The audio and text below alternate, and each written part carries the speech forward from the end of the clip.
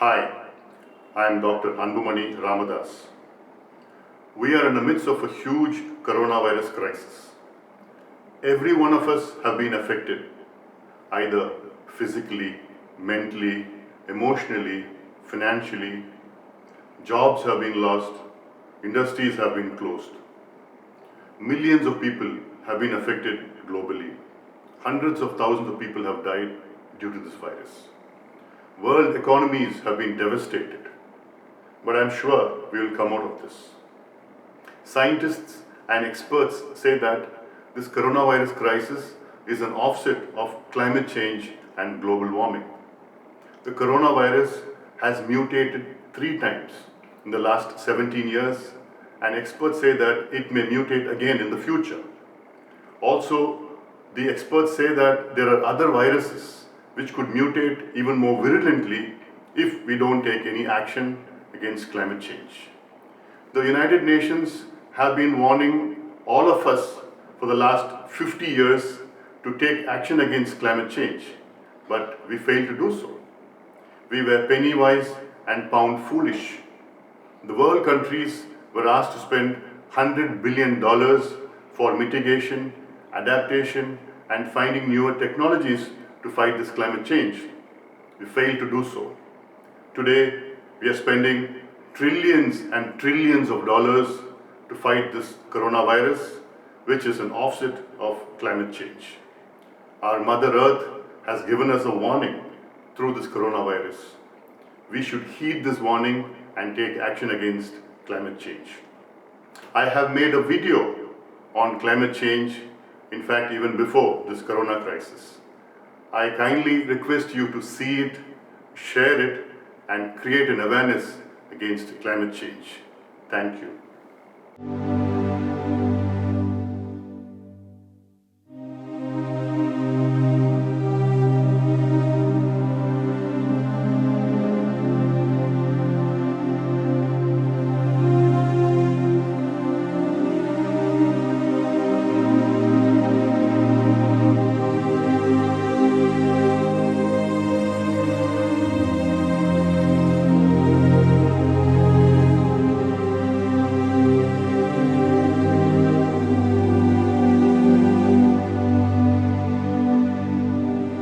Vanakkam.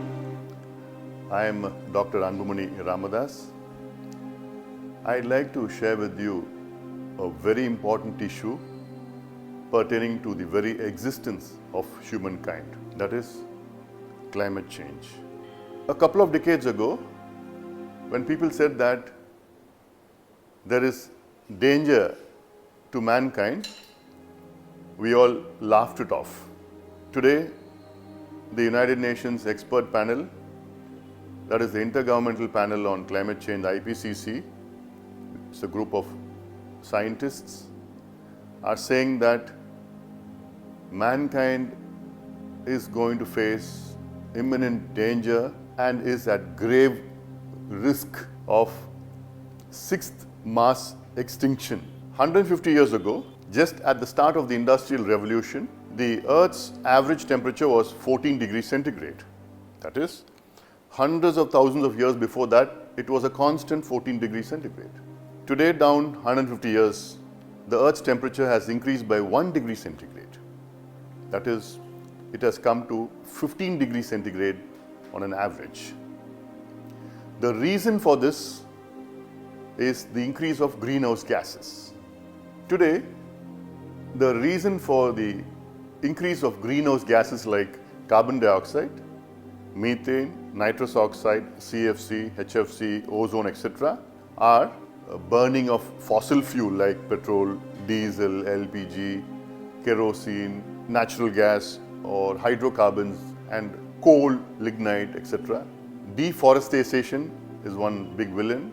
Mass rearing of cattle, which produces methane, etc., are the reason why there is a huge increase in greenhouse gases. What is an increase of 1 degree centigrade going to do to our Earth? For example, the average temperature for human beings is 98.6 degrees Fahrenheit. If it goes to 99, we feel a little chill. If If it goes to 100, we have fever. 101, we have shivers. 102, we have rigors. And 103, it may be fatal. It's the same as for the earth. A rise of 1 degree centigrade, we are facing huge storms, super typhoons, super cyclones, famines, droughts, flooding, cloudbursts, ice melting, rise in seas.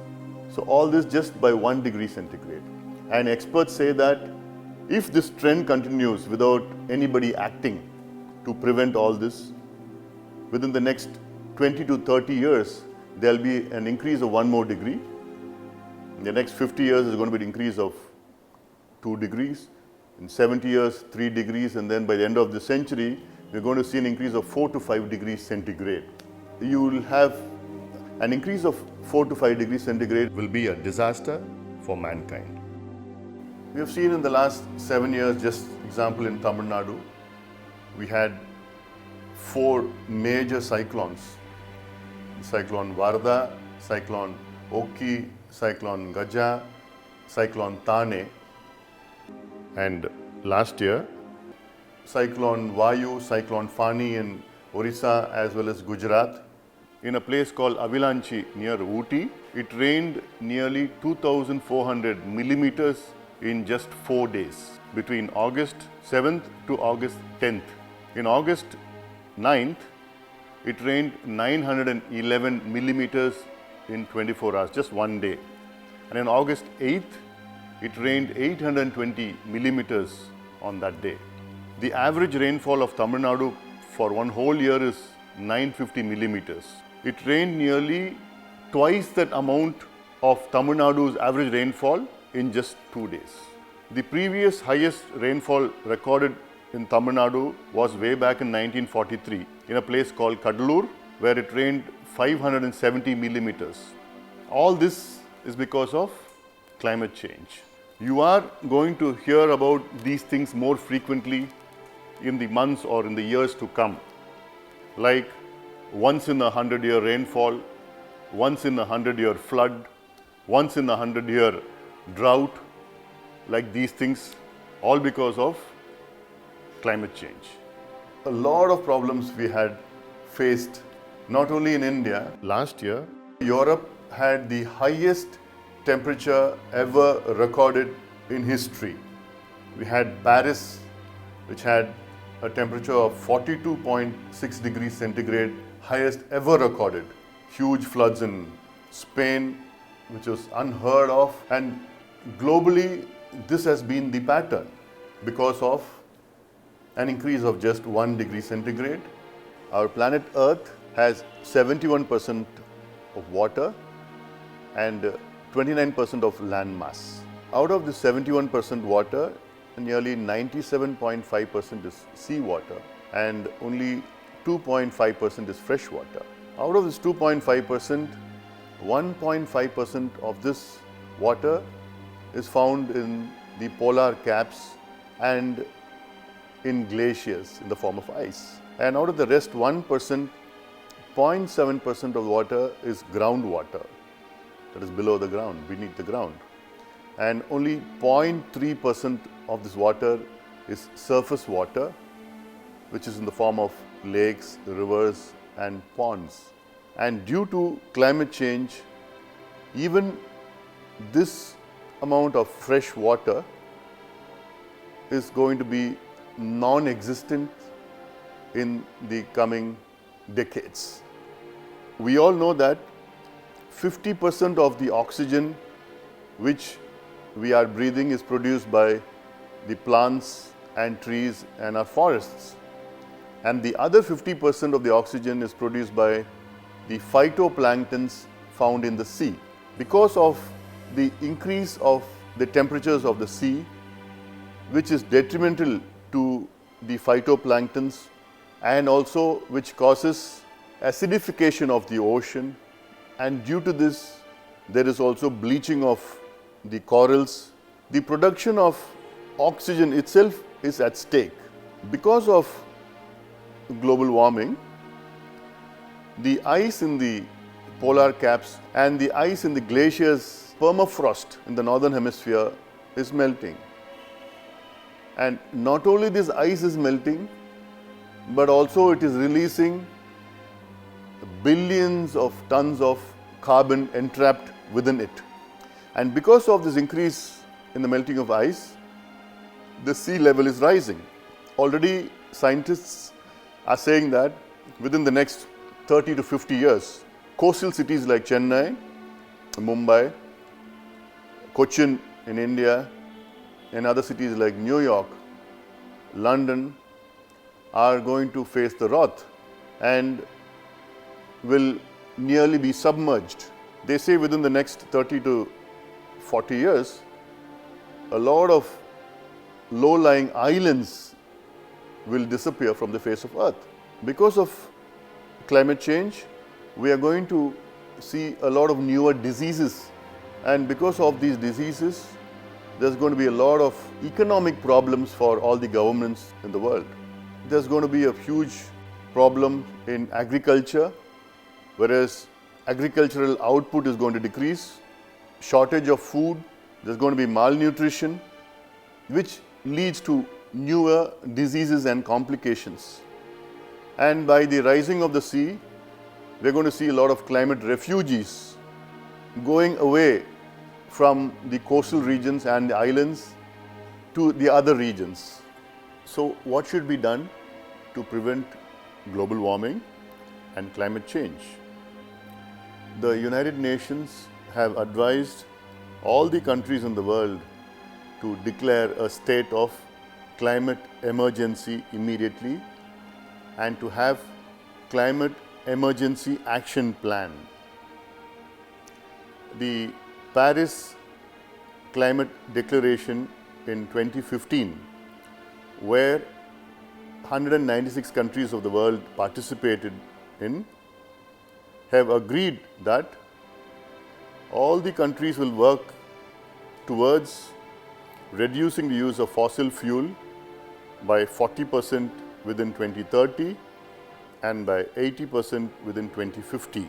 Also, by way of climate emergency action plan, the governments of the world should have vibrant transport policies, effectively reduce the usage of fossil fuel, including coal, should plant a lot of trees and produce new forests, have new water management policies and programs, linking of rivers, give more priority to agriculture and irrigation projects, have vibrant waste disposal management plans, no burning of garbage, banning single-use plastics, good urban development policy and planning, reducing mass rearing of cattle for human consumption, etc., so that the greenhouse gases will be reduced, global warming will be reduced, whereby our future generations can have a clean and a green earth to live on. Giving priority to non-conventional energy like solar, wind, hydro energy, and priority to electric vehicles, whereby this electricity is produced by non-conventional energy rather than coal-based or fossil fuel-based. You could ask, what can I do? I am just an ordinary individual. What you can do is create an awareness on global warming and climate change amongst your friends, amongst your family, amongst your relatives. Have user groups discussing on climate change and global warming, which ultimately pressures the government into acting. All we want today is this to be a mass movement which will make the government to announce, to declare climate emergency immediately and to take climate emergency action. A 16-year-old girl called Greta Thornburg from Sweden went into front of the Swedish parliament to protest against climate change. Today, she's become one of the global leaders against climate change. And when she addressed the United Nations, she dared all of us, saying that how dare you spoil my earth, how dare you spoil my future. I'm 16 years old, I have to go to school. I'm right now protesting to save my future. This is all wrong. I shouldn't be up here. I should be back in school on the other side of the ocean.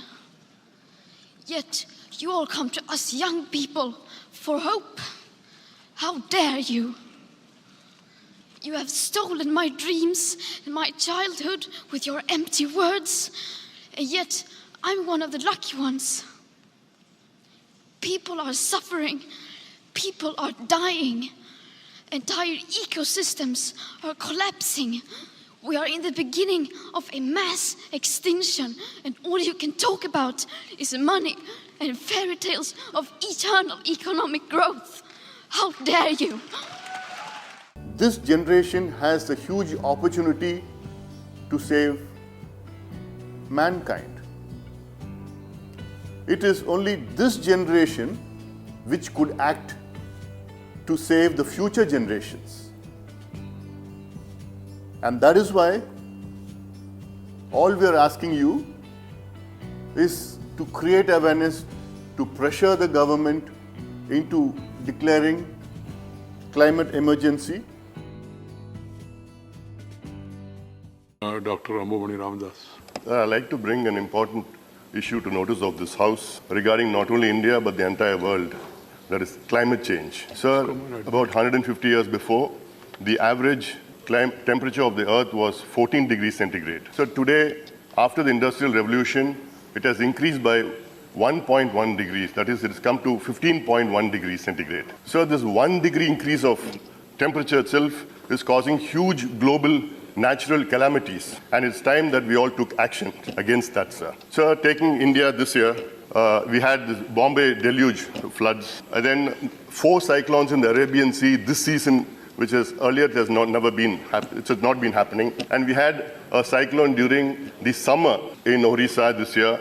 So this year in Ooty, near Ooty, a place called Avilanchi in Tamil Nadu, we had rainfall of 911 millimeters in one day. That is the highest recorded ever in Tamil Nadu, whereas the entire state's average rainfall for one whole year is only 950 millimeters. This year, sir, we had the warmest temperatures happening in Europe, and we have huge forest fires. So the climate change is because of burning of fossil fuel and, of course, a coal-based thermal plants, pollution, vehicles, and so on. And the reason why this increase of temperature is because of greenhouse gases like carbon dioxide, nitrous oxide, methane, CFC, HFC, ozone, and so on. So India is one of the signatories to the United Nations Framework Convention on Climate Change, Paris Declaration in 2015. And I indulge the government to immediately declare a state of climate emergency and take action on action plan for climate emergency, sir. It is our responsibility, and rather than blaming for historic emissions the Western world, which is the reason for the climate change, but we have to take action like reduction of fossil fuel, reduction of coal-based thermal plants, increase of non-conventional energy like solar, wind, and hydro, afforestation, and increase of public transit systems. It should be given priority. And the reduction of rearing of cattle for human consumption, which is the cause of methane. And of course, urban planning issues. These should be prioritized by the government. And in fact, 5 countries in the world have declared climate emergencies, sir. And lots of cities all across the world have declared climate emergencies. So it is right time that the government of India declares a state of climate emergency and take emergency action against this climate change, so that not only India is saved, but the entire world is saved. Thank you very much. Whether you are in a college or a university or an organization, a company or an NGO, all of you immediately declare climate emergency in your own organizations, whereby pressurizing the government to act immediately so that our only planet, Earth, could be saved. Let us all join together to save our beautiful earth. Thank you.